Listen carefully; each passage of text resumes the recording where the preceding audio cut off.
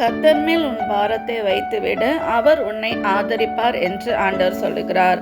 ஆனால் இன்றைக்கு உங்களுடைய பிரச்சனைகளையும் போராட்டங்களையும் கடன் பிரச்சனைகளையும் வியாதிகளையும் இழப்புகளையும் குடும்ப சூழ்நிலைகளையும் தனிமையின் சூழ்நிலைகளையும் வேலை காரியங்களையும் எதிர்காலத்தையும் படிப்பையும் பொறுப்புகளையும் நினைத்து நீங்கள் கலங்கி கொண்டிருக்கிறீர்களா சகோதர சகோதரிகளே? ஆண்டவர் உங்களை பார்த்து தான் சொல்லுகிறார், உன்னுடைய பாரத்தை அல்லது கவலையை என்மேல் வைத்துவிடு என்று. ஆனால் நாம் என்ன செய்கிறோம்?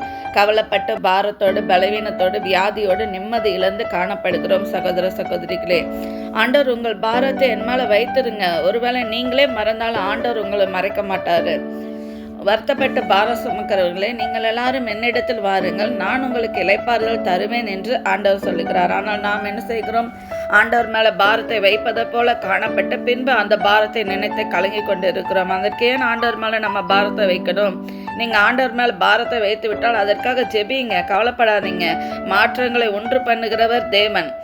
நீங்கள் எந்த காரியத்தில் கலங்கி கொண்டு பாரத்தோடு காணப்படுகிறீர்களோ அதில் ஆண்டவர் இன்றைக்கு அற்புதம் செய்வார். நீங்கள் அவர் மேலே பாரத்தை வைக்கும் பொழுது தான் ஆண்டவர் அற்புதம் செய்ய முடியும். அதனால் நீங்கள் தொடர்ந்து ஜெபிங்க. ஆண்டவர் உங்களுக்கு அற்புதங்களை செய்வார். விசுவாசியுங்கள். நன்றி. ஆமென்.